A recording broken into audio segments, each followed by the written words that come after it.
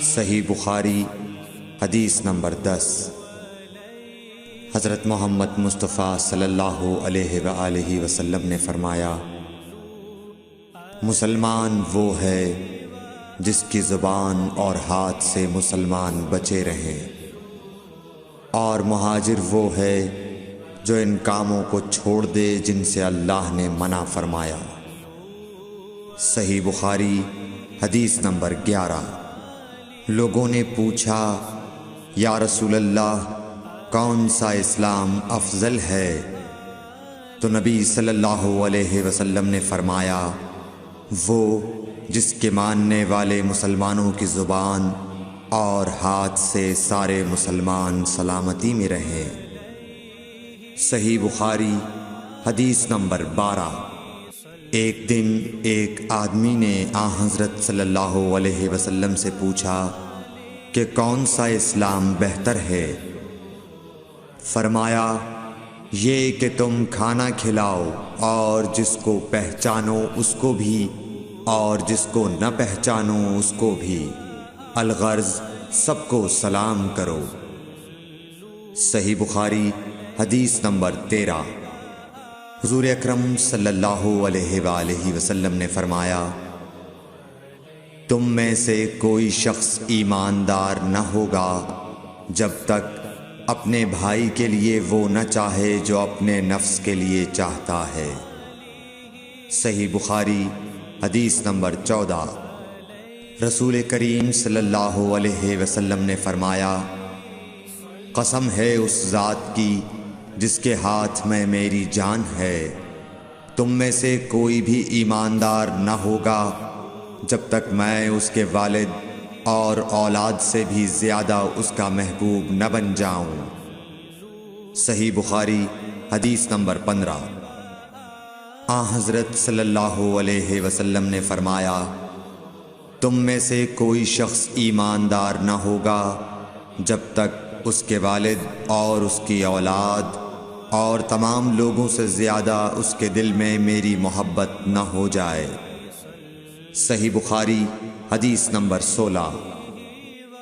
نبی کریم صلی اللہ علیہ وآلہ وسلم نے فرمایا، 3 خصلتیں ایسی ہیں کہ جس میں یہ پیدا ہو جائیں اس نے ایمان کی مٹھاس کو پا لیا۔ اول یہ کہ اللہ اور اس کا رسول اس کے نزدیک سب سے زیادہ محبوب بن جائیں۔ دوسرے یہ کہ وہ کسی انسان سے محض اللہ کی رضا کے لیے محبت رکھے۔ تیسرے یہ کہ وہ کفر میں واپس لوٹنے کو ایسا برا جانے جیسا کہ آگ میں ڈالے جانے کو برا جانتا ہے۔ صحیح بخاری حدیث نمبر 17۔ حضور اکرم صلی اللہ علیہ وآلہ وسلم نے فرمایا، انصار سے محبت رکھنا ایمان کی نشانی ہے، اور انصار سے کینہ رکھنا نفاق کی نشانی ہے۔ صحیح بخاری حدیث نمبر 18۔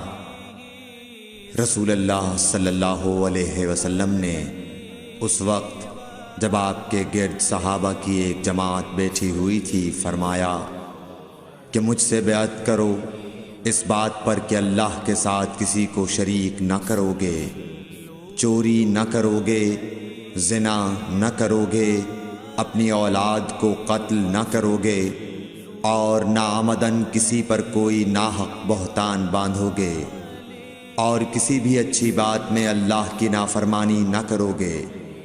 جو کوئی تم میں اس عہد کو پورا کرے گا تو اس کا ثواب اللہ کے ذمے ہے، اور جو کوئی ان بری باتوں میں سے کسی کا ارتکاب کرے اور اسے دنیا میں اسلامی قانون کے تحت سزا دے دی گئی تو یہ سزا اس کے گناہوں کے لیے بدلہ ہو جائے گی، اور جو کوئی ان میں سے کسی بات میں مبتلا ہو گیا اور اللہ نے اس کے گناہ کو چھپا لیا تو پھر اس کا معاملہ اللہ کے حوالے ہے، اگر چاہے معاف کرے اور اگر چاہے سزا دے دے۔ عبادہ کہتے ہیں کہ پھر ہم سب نے ان سب باتوں پر آپ صلی اللہ علیہ وسلم سے بیعت کر لی۔ صحیح بخاری حدیث نمبر 19۔ رسول اللہ صلی اللہ علیہ وسلم نے فرمایا، وہ وقت قریب ہے جب مسلمان کا سب سے عمدہ مال اس کی بکریاں ہوں گی، جن کے پیچھے وہ پہاڑوں کی چوٹیوں اور برساتی وادیوں میں اپنے دین کو بچانے کے لیے بھاگ جائے گا۔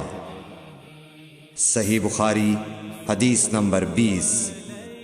رسول اللہ صلی اللہ علیہ وسلم کسی کام کا حکم دیتے تو وہ ایسا ہی کام ہوتا جس کے کرنے کی لوگوں میں طاقت ہوتی۔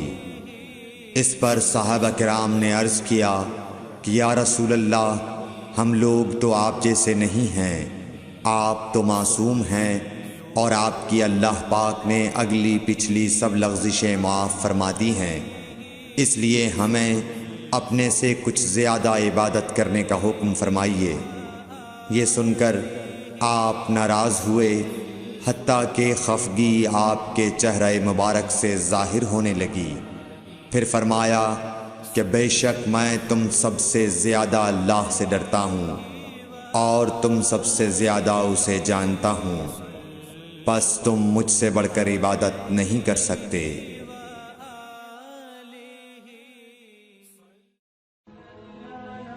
Thanks for watching. Don't forget to like, comment, share and subscribe to